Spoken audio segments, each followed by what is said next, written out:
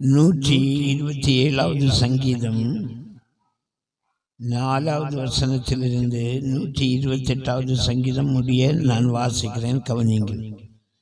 127வது சங்கீதம் 4வது வசனத்திலிருந்து. இதோ பிள்ளைகள் கர்த்தரால் வரும் சுதந்திரம், கற்பத்தின் கனி அவரால் கிடைக்கும் பலன். வாழ வயதின் குமாரர் பலவான் கையில் உள்ள அம்புகளுக்கு ஒப்பாயிருக்கிறார்கள். அவைகளால் தன் அம்பராத்துணியை நிரப்பின புருஷன் பாக்கியவான். அவர்கள் நாணமடையாமல் ஒலிமுக வாசல் சத்துருக்களோட பேசுவார்கள். 128. கர்த்தருக்கு பயந்து அவர் வழிகளில் நடக்கிறவன் எவனோ அவன் பாக்கியவான். உன் கைகளின் பிரயாசத்தை நீ சாப்பிடுவாய், உனக்கு பாக்கியம் நன்மை உண்டாயிருக்கும். உன் மனைவி உன் வீட்டோரங்கள் கரிதரன் திராட்சை கொடியை போல் இருப்பாள். உன் பிள்ளைகள் உன் பஞ்சை சுற்றிலும் ஒலிவு மரக்கன்றுகளைப் போல் இருப்பார்கள். இதோ கர்த்தருக்கு பயப்படுகிற மனுஷன் இவ்விதமாய் ஆசீர்வதிக்கப்படுவான். கர்த்தர் சீயோனிலிருந்து ஆசீர்வதிப்பார். நீ ஜீவன் உள்ள நாளெல்லாம் எருசலேமின் வாழ்வை காண்பாய்.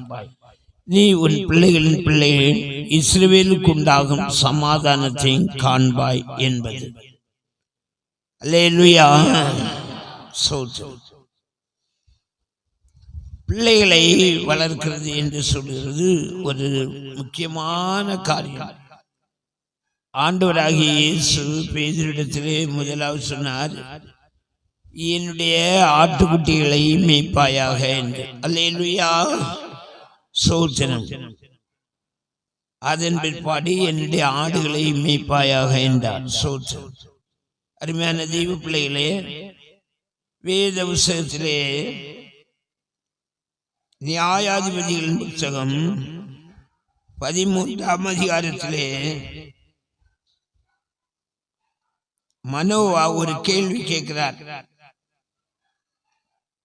நியாயாதிபதிகள் 13:12. அப்பொழுது மனோவா, நீ சொன்ன காரியம் நிறைவேறும் போது அந்த பிள்ளையை எப்படி வளர்க்க வேண்டும், அதை எப்படி நடத்த வேண்டும் என்று கேட்டார். அல்லேலூயா.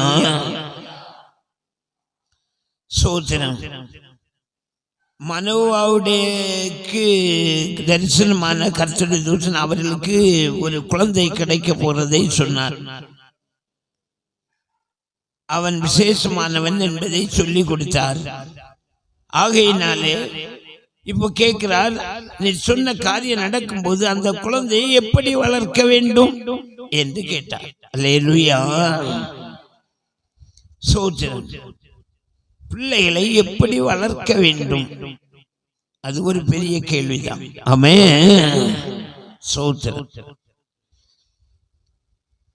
அதாவது வேத புத்தகத்திலே நாம் படிக்கும்போது இயேசு பாலகனை வளர்த்ததை பார்க்கிறோம்.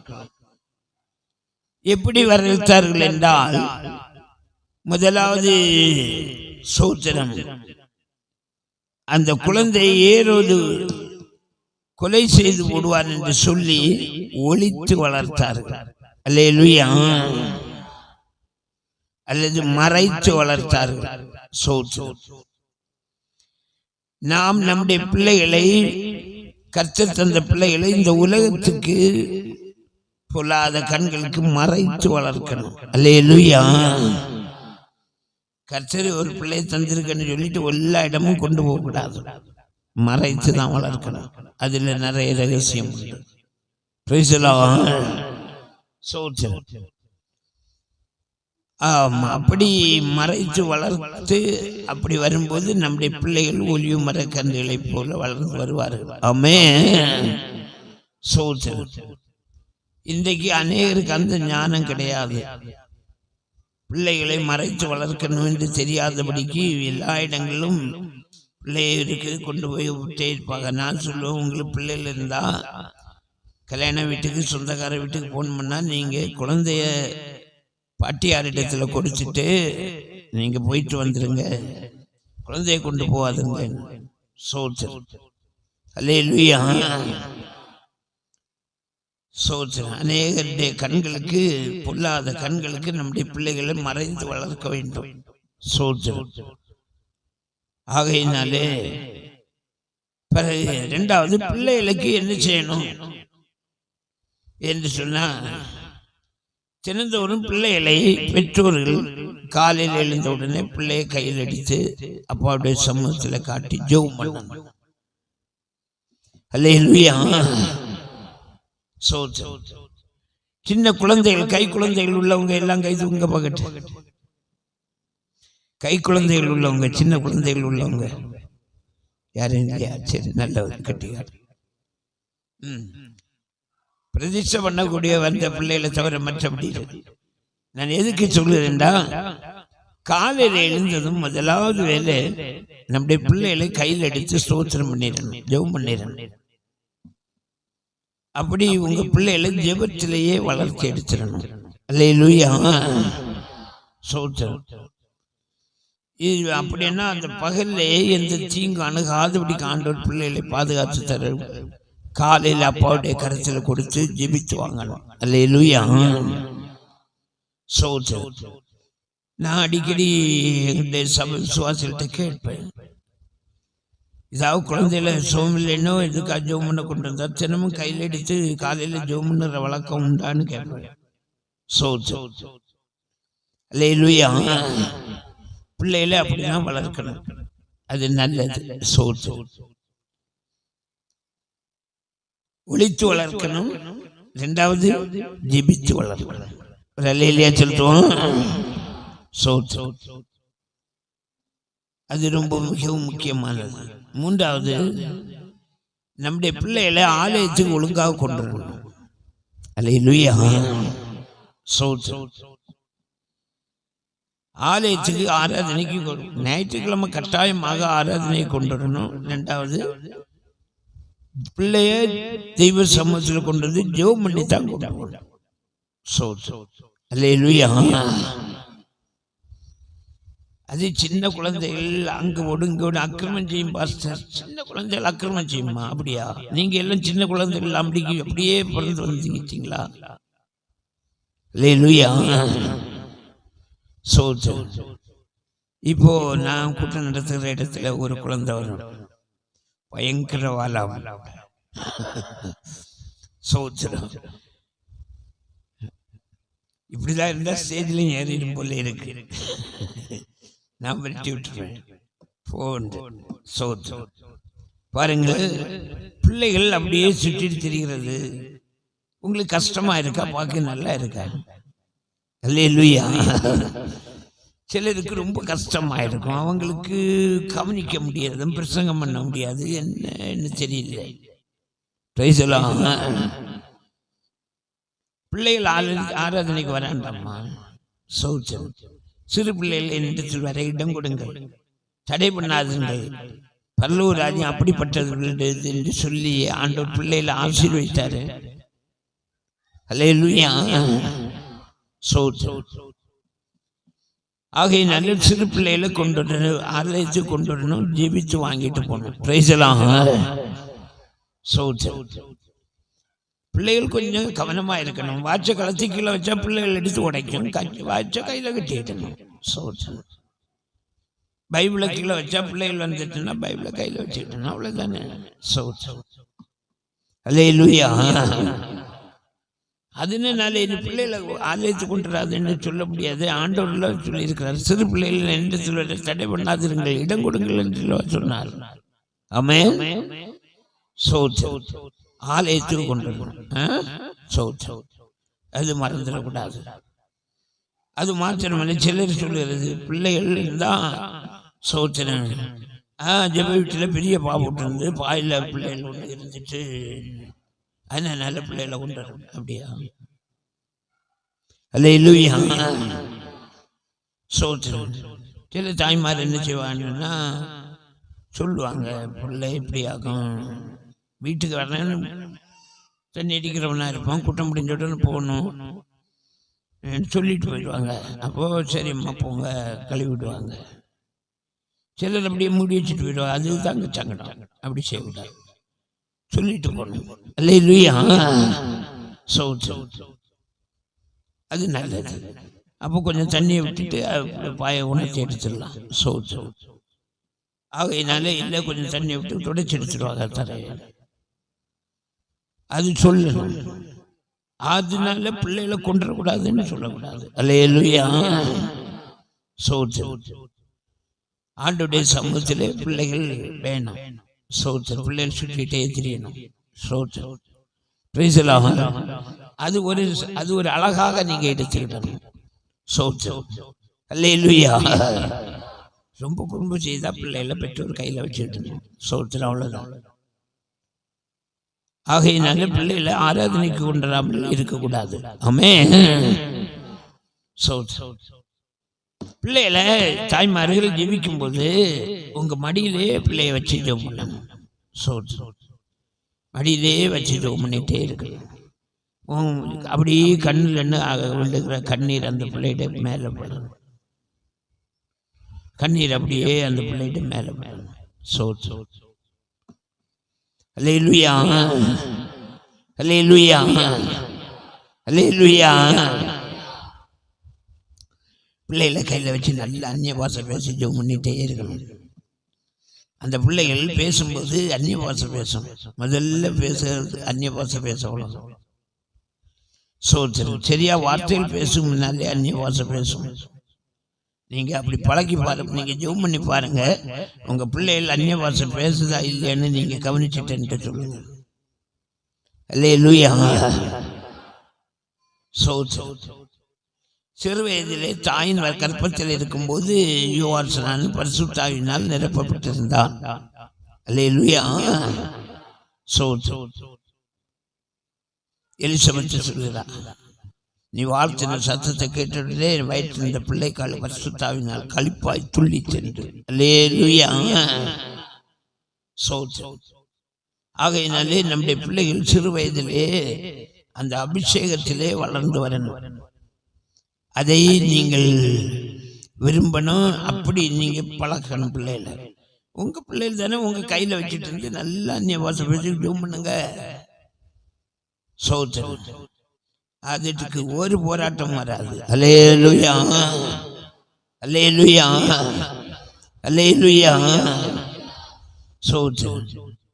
அப்படி நம்முடைய பிள்ளைகளை கர்த்தருக்கென்று நம்ம வளர்த்தெடுக்கணும். பிரைசலாம். சோத்திரம். பிள்ளைகளுக்கு கவனிக்கிறதும் ட்ரெஸ் கொடுக்கறது கொஞ்சம் கவனமா இருக்கணும். வெப்பமான இடத்துல சோத்திரம் கம்பளி துணியை போட்டு பிள்ளைகளுக்கு விட்டா வெளிநாட்டிலேருந்து ட்ரெஸ் கொண்டு வருவாங்க. அதை கொண்டு போட்டு கொடுத்தா அதானாலும் இவங்களுக்கு ஏன் அழுதுன்னே தெரியாது. சோத்திரம். சில பிள்ளைகள் இப்படி அழுதா நான் சொல்லுவேன், இந்த உடுப்புகளை சித்தூரை போட்டு கொஞ்சம் மாற்றினப்போ அப்போ சும்மா இருக்கும். இந்த துணி வித்தியாசமானதம்மா, அது குளிர்ந்த இடத்துல கூடியது, அது நல்லா அப்படி போடக்கூடாது. ரெண்டாவது, நம்ம பிள்ளைகளுக்கு அந்த ட்ரெஸ்ஸில் இந்த முத்துகள் இருக்கும் பார்த்தீங்களா, இதை போகலம்மா ஏதோ இருக்கிறது, அதெல்லாம் யாராவது எடுத்துட்டு வந்தால் அதெல்லாம் மாற்றிடுங்க. மாற்றிட்டு பிள்ளைகளை கொடுங்க. ஒரு முறை ஆராதனையில் இருக்கும்போது ஒரு குழந்தை என்ன செய்து இந்த முத்தை எடுத்து மூக்கில் போட்டுச்சு. பிறகு பாஸ்டர் இப்படி ஆக்கணும்னாச்சு. நான் ஓடி போய் ஜூம் பண்ணேன், பார்த்தேன். உடனே பக்கத்தில் ஹாஸ்பிட்டல் அனுப்பிட்டேன். அவங்க பிடிச்சி வசமாக எடுத்துட்டாங்க. அல்லேலூயா. அது உள்ள பேரப்படாது. அதனால் நான் முதல்ல ஜூம் பண்ணிட்டேன், ஆண்டவரே பிள்ளைய காப்பாற்றிடணும், தீங்கு வரக்கூடாது.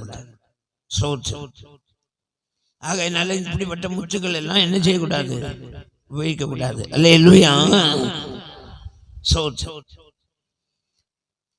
ஒரு தகப்பன் ரட்சிக்கப்படாதவன், அந்த மனுஷன் கவனிங்க என்ன செய்வான்னு தெரியுமா, சில சமயத்துல இப்படி ஒன்று தட்டுவான்.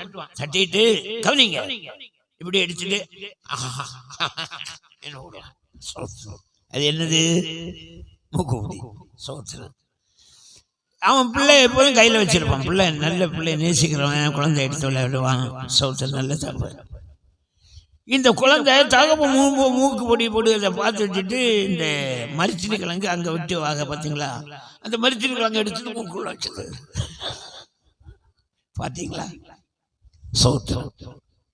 அல்லேலூயா. ஆகையினால சோத்திரம். பிள்ளைகளுக்கு நல்ல மாதிரியே கற்றுக் கொடுக்கணும். ஆமென். நல்ல மாதிரியே கற்றுக் கொடுக்கணும். சோத்திரம். நம்ம முழங்கால் போட்டு கும்பிட்டு ஜெபம் பண்ணா பிள்ளைகளும் முழங்கால் போட்டு ஜெபிக்கும். சோத்திரம். ஆமா, நீங்க அப்படியே சம்பளக்கால் போட்டுட்டு காலை தட்டி தட்டி ஜெபம் பண்ணுங்க, அந்த குழந்தைகள் அப்படிதான் தட்டி தட்டி ஜெபம். அல்லேலூயா. நல்ல மாதிரி நம்முடைய பிள்ளைகளுக்கு கற்றுக் கொடுக்கணும். கர்த்தருக்கு ஸ்தோத்திரம். பிரைஸ் எல்லாம். வீட்டில் யாராவது கெட்ட வார்த்தை பேசுகிறது இருந்தால் அந்த பிள்ளைகளும் கெட்ட வார்த்தை பேசும். அதுகளுக்கு என்ன தெரியும்? ஸ்தோத்திரம். ஆகையினாலே நம்முடைய வார்த்தைகள் கூட கவனமாக இருக்க வேண்டும். அல்லேலூயா, அல்லேலூயா. ஸ்தோத்திரம். அப்படி பிள்ளைகளை வளர்த்தணும். எல்லாவற்றுக்கும் மேலாக ஆண்டவர் சொன்னார், உங்களுக்காகவும் உங்கள் பிள்ளைகளுக்காகவும் அழுங்கள்னு சொன்னார். அதாவது நிறைய கண்ணீர் சேர்த்து வைக்கணும். பணம் சேர்த்து வைக்காட்டா கவலைப்படாதுங்க. டோன்ட் வரி, அதை பற்றி கவலையப்படாங்க. கண்ணீர் சேர்த்து வைக்க உங்களால் முடியாதா? முடியாதா? அதுதான் வேணும். உங்க பிள்ளைகளுக்காக நிறைய கண்ணீர் சேர்த்து வைக்கணும். அல்லேலூயா. நம்முடைய கண்ணீர் எல்லாம் தூர போகாது. நான் முன்னால ஆரம்ப ஊழியத்தில் ஒரு இடத்துல ஒரு வீட்டு வராண்டையில் ஊழியம் நடத்திட்டு ஆராதனை நடத்தும் போது ஒரு வயசான அம்மா அண்ணன் வந்திருந்தாங்க. வயசு ரொம்ப வயசு இல்லை. அப்போ சாட்சிக்கு இடம் கொடுத்தேன். அப்போ அவங்க எழும்பி சாட்சி சொன்னாங்க. அவங்க ஊரு குடுக்கச்சவில்லைன்னு பேர். அந்த இடத்துல சார்லட் அவங்க மகா பிச்சேரி ஆஸ்பத்திரியில் அவள் வேலை செய்துட்டு இருந்தா. அவளுக்கு 2 ஆப்ரேஷன் முடிஞ்சு, இனி அடுத்த ஆப்ரேஷன் பண்ண முடியாதான். ஆகையினால அவளை திருப்பி அனுப்பிட்டாங்க, வீட்டுக்கு அனுப்பிட்டாங்க. அந்த பிள்ளைக்கு அப்பா கிடையாது. இந்த தாய் என்ன செய்யறேன்னு தெரியாது. அழுது அழுது அழுது அழுது ஜெபம் பண்ணா. சோற்று. பிறகு ஒரு நாள் ரொம்ப சோர்ந்த, ஆண்டவரே நான் என்ன செய்யேன்னு அப்படி ஜெபித்த போது இவா அழுத கண்ணீர் எல்லாம் ஒரு துருச்சியில ஒரு இதில் இருக்கான். அப்படி 3/4 அளவு இருக்கான். இது நிறையணும்னு சொன்னார். சோற்று. அதுக்கு பிறகு இவா சோர்ந்து போகாம உற்சாகமா நத்த மகளுக்காக நல்லா அழுது அழுது ஜெபம் பண்ணான். பரிபூர்ண சுகம் கிடைச்சிச்சு. இல்லையா? சோற்று. அப்படியானா நம்முடைய பிள்ளைகளுக்காக வடிக்கிற கண்ணீர் எல்லாம் அப்பாவுடைய சமூகத்திலே சேகரிக்கப்படுகிறது. அது நம்முடைய பிள்ளைகளுக்கு ஆசீர்வாதமாக அமையும். ஆமென். ஆகையினாலே தேவனுடைய பிள்ளைகளை, உங்க பிள்ளைகளுக்காக ரொம்ப பணம் சேர்த்து வைக்காட்டா கவலைப்படாதுங்க, கண்ணீர் சேர்த்து வைங்க. அதுதான் முக்கியம். அல்லேலூயா. அதுதான் பெரிய ஆசீர்வாதம். சரி, நான் பிரசங்கம் பண்ணிட்டு இருந்தேன். இப்போ ஒன்று யோசிச்சு பாருங்க, உங்களுக்கு எத்தனை பிள்ளைகள் இருக்கு? ஒரு பிள்ளைகளுக்காக எவ்வளவு அழுது ஜெபிக்கிறீங்களா? பிள்ளைகளுக்காக கண்ணீரை சேகரிக்கிறீங்களா? நீங்க உங்க பிள்ளைகளுக்காக கண்ணீரை சேர்த்தா உங்களுடைய பிள்ளைகளுடைய எதிர்காலம் ஆசீர்வாதமா இருக்கும். அல்லேலூயா, அல்லேலூயா, அல்லேலூயா. ஆகையினாலே நம்முடைய பிள்ளைகளை எப்படி வளர்க்க வேண்டும் என்று தெரிஞ்சிருக்கணும். கர்த்தருக்கு ஸ்தோத்திரம். Praise the Lord. பிள்ளைகளுக்கு முன்மாதிரியை நம்ம வைக்கணும். முன்மாதிரியை வைக்கணும். ஏன்னா இந்த காலத்துல நம்ம யாருமே பொம்பளைகள் அதிகமாக தலையில முட்டாங்க போட்டு ஜெபம் பண்ண மாட்டாங்க. சோத்திரம். இப்ப ரொம்ப நாகரிகம் கூடி போச்சு. ஆகையினால ஆனா எங்க வீட்டுல எங்க அம்மா டீச்சரா இருந்தாங்க. அவங்க தலையில முட்டாங்க போட்டு ஜெபிப்பாங்க. நான் சின்ன வயசுல நான் இருக்கும்போது என்ன செய்வேன், அம்மாவுடைய சாரி ஸ்கூல்ல கொண்டு போட்டுருக்க அசையில போட்டுற சாரியை இழுத்து போட்டு அம்மா முட்டாங்க தானே போட்டுருப்பாங்க, அது போல நானும் முட்டாங்க போட்டு ஜெபிப்பேன். பாத்தீங்களா அந்த பழக்கம். அதுபோல நீங்க தலையில முட்டாங்க போட அப்படி ஜோம்னா அப்படிதான். நீங்க சம்பளக்கால் போட்டு ஜோம்னா பிள்ளைகளும் சம்பளக்கால் போட்டு ஜோம்னா, நீங்க முழங்கால் போட்டு ஜெபம் பண்ணா முழங்கால் போட்டு ஜெபிப்பாரு. அல்லேலூயா. நாம் நல்ல மாதிரியை நம்முடைய பிள்ளைகளுக்கு முன்பாக வைக்கணும். கர்த்தருக்கு ஸ்தோத்திரம். Praise the lord. அல்லேலூயா, அல்லேலூயா. சோத்திரம். எப்போதும் நம்ம பிள்ளைகளை கவனமாக கவனிச்சுட்டாங்க. அது நம்ம கேமரா எடுக்கிற கேமராக்களாகும். சோத்திரம். நம்ம அப்படியே ஃபாலோ பண்ணுவாங்க. சோத்திரம். ஆகையினால நம்முடைய பிள்ளைகளுக்கு நல்ல மாதிரியை நாம் வைக்கணும். அப்படியே கர்த்தருக்குள்ள அந்த பிள்ளையை வளர்க்கணும். மோசே குழந்தையே அந்த பார்வன் குமாரத்தை எடுத்து சோத்திரம் கேட்குறான், ஏம்மா இந்த பிள்ளை வளர்க்க ஒரு எபிரேஸ் தாயை கூட்டிட்டு வாம்மான்னு. அந்த பிள்ளை என்ன செய்து ஒரிஜினல் தாயை கூட்டிட்டு வந்தா. அவள்கிட்ட இந்த குழந்தையை கொடுத்து சொல்லுகிறான், இந்த குழந்தையை எனக்கென்று வளர்த்தி விடு. ஒரு இல்லையா சொல்றோம். பிள்ளைகள் யாரால் வர சுதந்திரம்? கர்த்தரால் வர சுதந்திரம். கர்த்தர் அவருடைய சுதந்திரத்தை உங்கள்கிட்ட தந்திருக்கிறார். எப்படி? இந்த குழந்தையை எனக்கென்று வளர்த்து விடுன்னு சொல்லியிருக்கிறார். அப்ப அந்த உங்க பிள்ளையில நீங்க ஆண்டவருக்கு ஏற்ற விதத்தில் வளர்த்து விடணும். அல்லேலூயா, அல்லேலூயா. எப்போதுமே ஆண்டவர் நம்முடைய பிள்ளைகள் மேல ரொம்ப கவனம் உள்ளவராக இருக்கிறார். ஈசாய் வீட்டில் சாமுவேல் தீர்க்கதரிசி வந்திருக்கிறார். சவுலுக்கு பகரம் இன்னொருவனை ஆர்டினேஷன் பண்ணுவதற்கு, அபிஷேகம் பண்ணுவதற்கு, ராஜாவாக முடிச்சு விட்டுவதற்கு. அப்போது 7 மக்களையும் கொண்டு ஈசா விட்டான். ஒவ்வொருத்தனா பார்த்தபோது ஆண்டவர் சொன்னார் இல்லைன்னு. இப்போது ஈசா கேட்கிறார், உனக்கு எத்தனை மக்கள் தான் உண்டா என்று சாமுவேல் கேட்கிறார் ஈசாயிட்ட. அப்போது ஈசா சொல்கிறாரு, இல்லை எனக்கு ஒரு பையன் உண்டு, அவன் ஆடு மேய்க்க போடுறான். அப்போது சாமுவேல் சொன்னார், அவன் வராட்டா நான் உன்னோடு பந்தி இருக்க மாட்டேன். அதுக்கு பிறகு அவனை ஆள் விட்டிருக்கிறார். ஆண்டவர் சொன்னார், இவன் தான் இவனை ராஜாவாக அபிஷேகம் பண்ணு. 7 மக்களை விட்ட பிறகும் முடியாது, அவன் வந்தா தான் உன்னோட சாப்பிட வேண்டினார். பார்த்தீங்களா? ஆகையினாலே எனக்கு 4 பிள்ளைகளும் ஒழுங்கா கூட்டத்து வராங்க. ஒருத்தன் தான், அந்த ஒருத்தன் உள்ள பேச்சே கிடையாது. 5 பேரும் கூட்டத்து வராங்க. அல்லேலூயா. 5 பிள்ளைகளும் ரட்சிக்கப்பட்டார்களா இருக்கிறாங்க. அல்லேலூயா.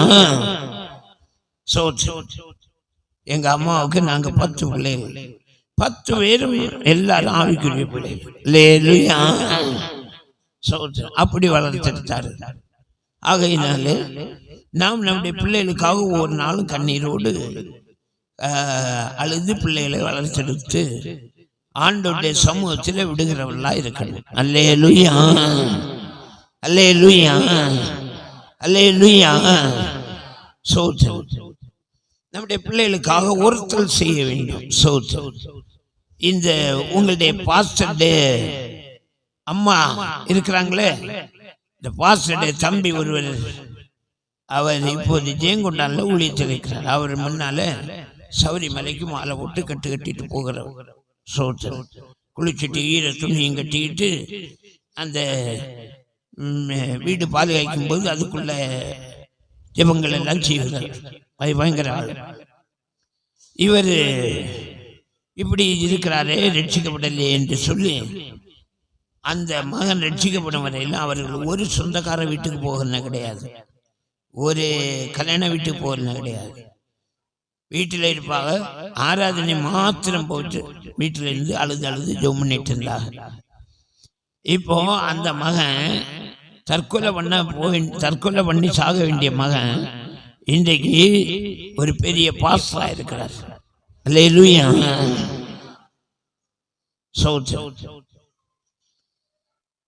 அருமையான தேவனுடைய பிள்ளையே, சோத்திரம்.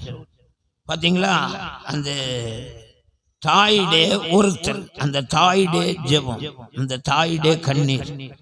என் மகன் ரட்சிக்கப்படும் நான் ஒரு இடம் போக மாட்டேன், அப்படி சபதம் எடுத்து ஜெபித்து கொண்டிருந்தார்கள். அந்த மகன் ரட்சிக்கப்பட்டு இன்றைக்கு பெரிய ஊழியக்காரர். அல்லேலூயா. சோத்திரம். அப்போ மேகம் போன்ற இத்தனை திரளான சாட்சிகள் இருக்கும்போது நீங்க எப்படி இருக்கிறீங்க என்பதை கவனித்துக் கொள்ளுங்கள்.